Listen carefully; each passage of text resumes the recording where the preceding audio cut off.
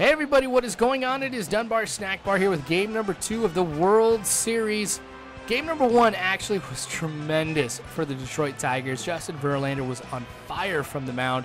My bats were really going all game long too, so I'm hoping that here in game number 2, we see a repeat of everything that happened in game number 1. I am going to have Chris Carpenter on the mound for me. Look at that, 17-9 during the regular season. Yeah, he was great all year long, a great acquisition, and here in the postseason, he's doing just as great too. So I'm feeling very confident we're going to get the W here today. Michael Bourne laying this one down. Alex Avila going to have to take some time to get over to that one, and there goes my perfect game after pitch number 1. So I'm just messing with you guys. So that is going to be a hit early on in the beginning of the game. Now you see Jason Hayward is going to be coming up next. And one of the things about Jason Hayward that I always am going to remember is when I watched his first at-bat as a Brave, when he hit that home run. I thought that was super cool. I'm like, this guy's going to have a great career in front of him. Now I take a look and I see Bourne is kind of taking a big lead towards second, so I go ahead and throw it over there. I see he's also taking another two-step lead, so I'm going to go ahead and throw that one down.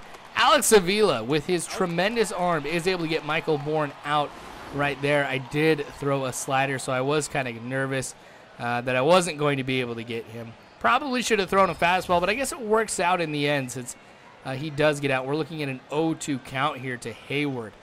So going to try to see if I can keep this one inside and low. It works. He watches that one for strike number 3.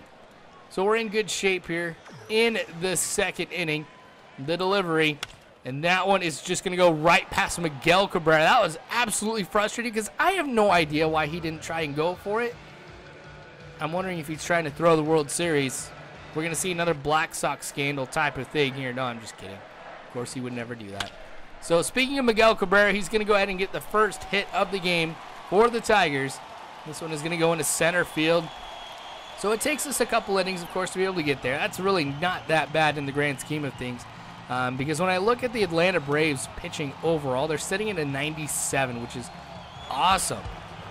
So I know that anytime I get a hit, I should be celebrating. Here is another one that's going to put runners on first and second for me. I'm not going to head over to third. Sometimes I just do that to see if I can get the computer to go ahead and make a bad throw. Force an error or something, but it didn't work right there. 2-2 count here to Delman Young. This one is going to go into right field, and this is going to load up the bases. No, I'm not going to try and go home right there either. Same thing. Just trying to see if I could force a bad throw. But good thing I kind of laid off some of those pitches, found one that was nice. Now here we go with Scudero, who is going to get that hit. It's going to fall really, really short in the outfield. But that's going to bring 2 runners home. So the bases loaded curse seems like it's actually been lifted here in the World Series. Usually when the bases are loaded, I'm going to go ahead and hit a ground ball and hit into a double play or end the inning or just swing at something that I absolutely shouldn't. It's like my adrenaline's rushing or something, and it's like, oh my gosh, here's a chance for a grand slam, and it never works out. But I'm actually doing not too bad here in the World Series when the bases are loaded.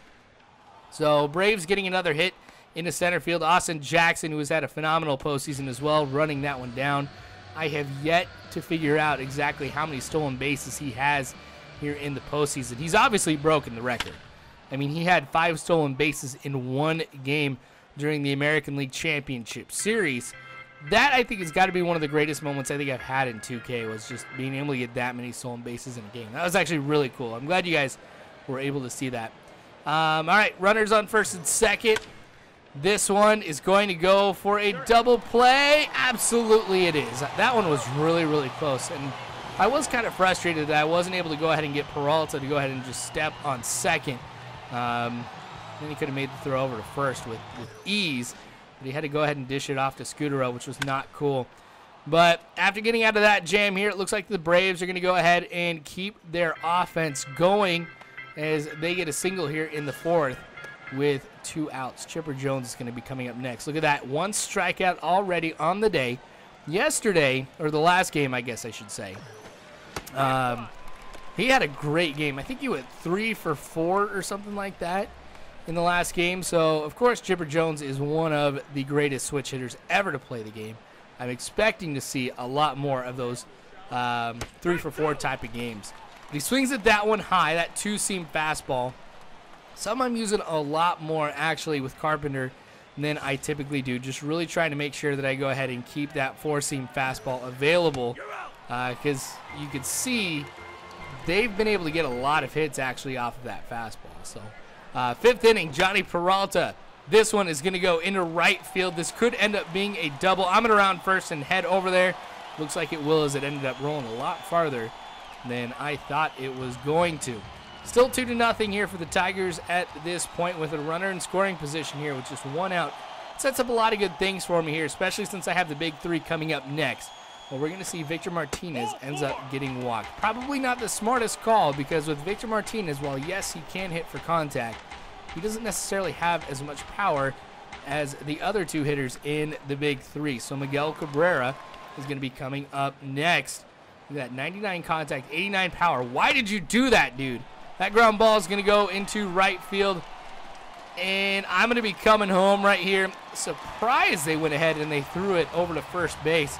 Let me get home with no contest whatsoever. So we are expanding the lead here, 3-0. Tigers over the Braves. There's that little no walk spin, I guess, or whatever. But Prince Fielder up next. Also hitting this one into right field. That one is going to go past the outfielder to the wall. This is going to be one of the few times that I'm going to say Prince Fielder's rounding second and heading to third, and Prince Fielder gets a stand-up triple.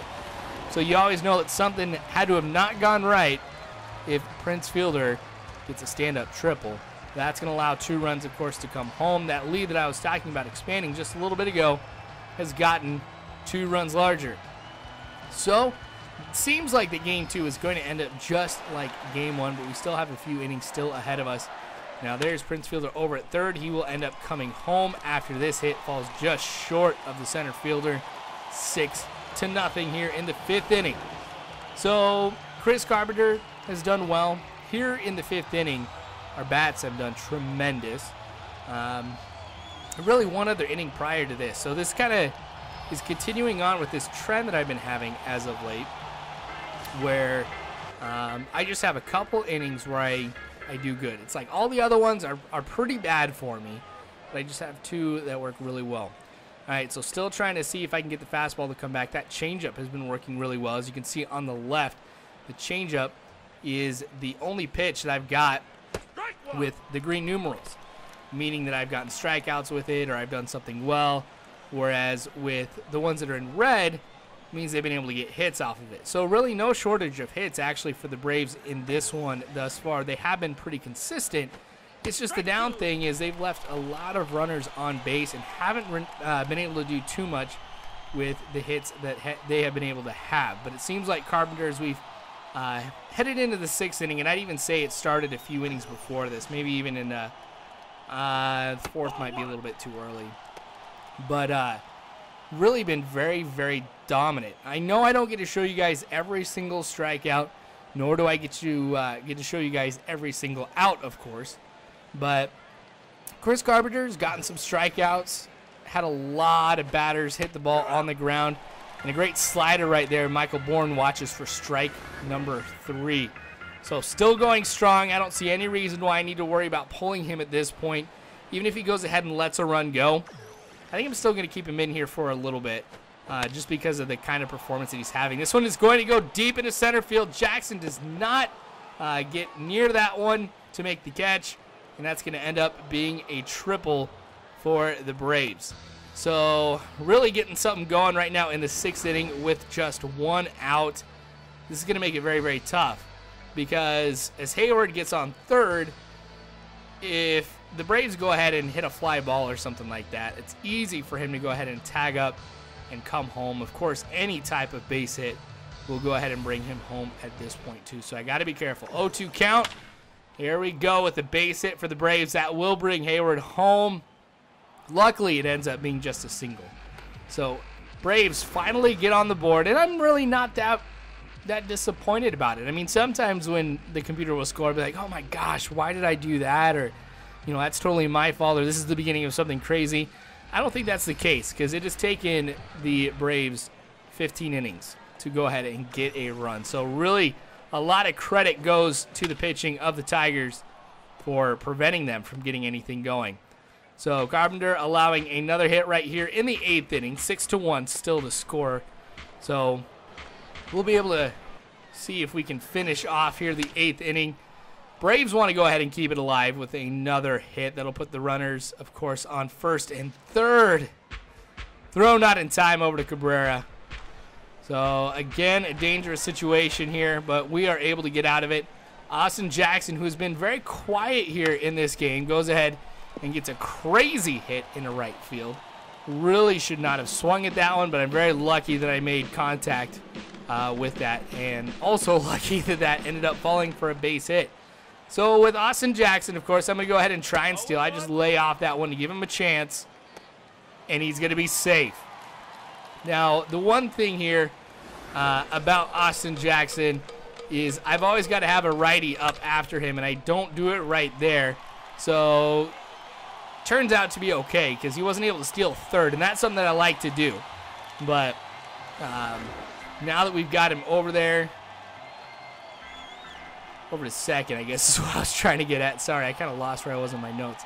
But no, obviously he comes home after that one, so it was really okay we didn't get him on over to 3rd. So here I'm going to go ahead and I'm going to bring out Carpenter. I don't want to necessarily go ahead and have him keep pitching at this point because energy is going to be a big factor as we get towards the end of the series.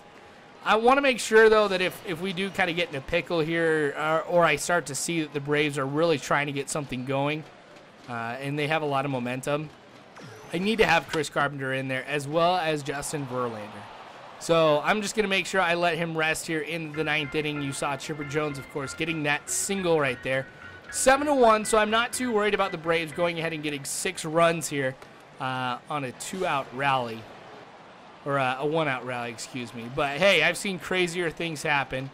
We'll see if we'll be able to go ahead and get out of the 9th inning without anything here. But Cabrera diving for that one, throws it over to 1st. That was a tremendous play. So I guess I have to go ahead and take back what I said about him trying to go ahead and throw the World Series, because I guess that play makes up for that one that he just let go past him earlier.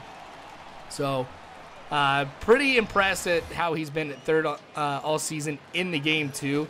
In real life, of course, he did a tremendous job, but in the game, just phenomenal. Austin Jackson having to get that one off of the hop. That's going to allow another run to come home for the Braves. So it is going to be 7-2. 5 runs separate the two of us, and again, still not worried because I believe we have 2 outs at this point. So just one more here, and we'll be good. Not too surprised, though, that once I go ahead and go to the bullpen that they're able to get 1 run. I think if I would have gone ahead and I left Carpenter in, this game would be done and over with. But that's all right. 0-1 count here. Now this one is going to go deep into right field. Delman Young's going to be able to get underneath that and end the game for us. So, game number 2 of the World Series does go to Detroit. So, in the next game, we'll be actually heading to Atlanta for game number 3.